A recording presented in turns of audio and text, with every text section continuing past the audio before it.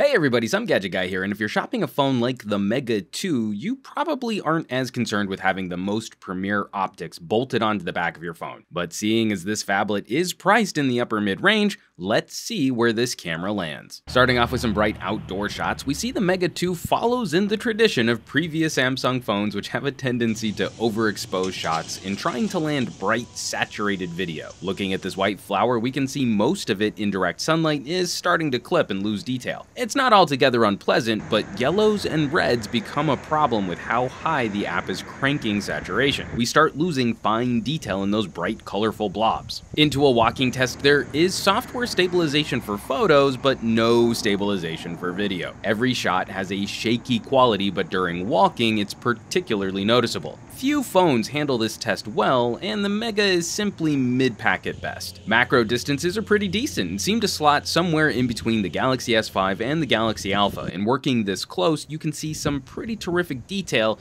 but my shaky hands are a touch distracting. Our zoom test shows the app essentially blowing up the video rather than utilizing the sophisticated pixel resampling found on the Note 4 and Nokia phones. It's a bit blurry, but it's still somewhat usable in a pinch. In a busy street scene, the autofocus here feels uncharacteristically flinchy. I find Samsungs are usually more stable than this, and the Mega is dancing around almost every car that passes in front of the lens. We're seeing fairly decent dynamic range here. As expected, white cars are clipping, but we're maintaining a great blue color gradient in the sky, and greens are vibrant and pleasant.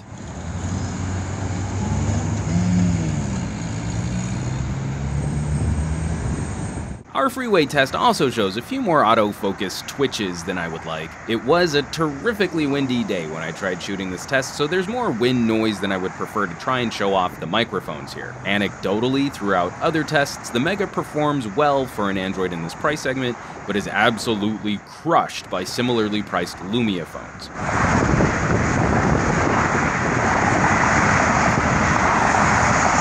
A quick note on sensor size and depth of field, I'm having a really hard time finding out if this is a 1/3 inch or 1/4 inch image sensor. You'll have to work at macro distances to get your background to blur, and it's not particularly pleasant when it does. Looking at video from cheaper phones and older phones, I think we're looking at a 1/3 inch sensor, but one that can't quite compete with phones like the iPhone 6 or Lumia 830. Into our transition test, moving from dark to bright and back, while the autofocus wigs out with some of these movements, the actual bloom effect as exposure changes is actually quite nice. It's slower than previous Samsungs I've used, but it's one of the only areas of this phone's video performance which feels solid and stable.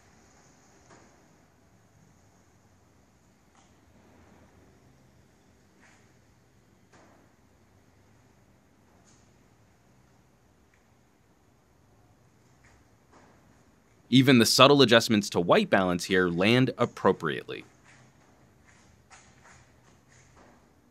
Nighttime performance is a little on the flat side. What color is visible is dulled, and I still think the camera is working too hard to overexpose. At some point, I'd love to see Samsung follow Nokia's example of underexposing dark scenes to help with noise and contrast. Pushing the camera even harder on our creepy tunnel shot results in an odd white balance decision as this front face is almost orange. It's a tough exposure challenge, but even the lights running down the tunnel feel a little bit off. Our creepy gate shows an almost complete flip-flop from the tunnel. Where the tunnel's color is too warm, the Mega is looking for a cooler, true white exposure on the gate. I'd much prefer a happy medium somewhere in between the performance of these last two tests. The Mega somewhat redeems itself on this walkway shot, showing off the difference between these two not quite the same shade of white lights. Throughout all of our nighttime shots, though, the noise and noise reduction are distracting and blurring out some fine detail, which we can really see at play with this flower in almost total darkness. The noise is busy and the details a bit splotchy, but the color is actually quite nice for such an extreme low light shot. So, the Mega 2.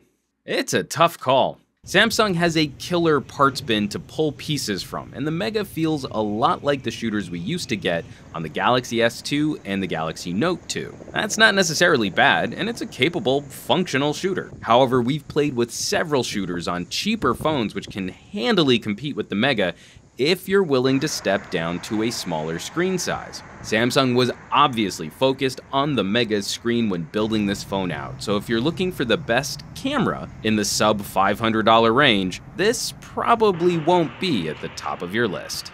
As always, folks, thanks so much for watching my videos. Be sure to hit subscribe if you'd like to see more reviews like this, and I would not be able to continue producing work like this if you all weren't out there sharing my videos with family, friends, and on social media. Hit that thumbs up button, and I will catch you all on the next review.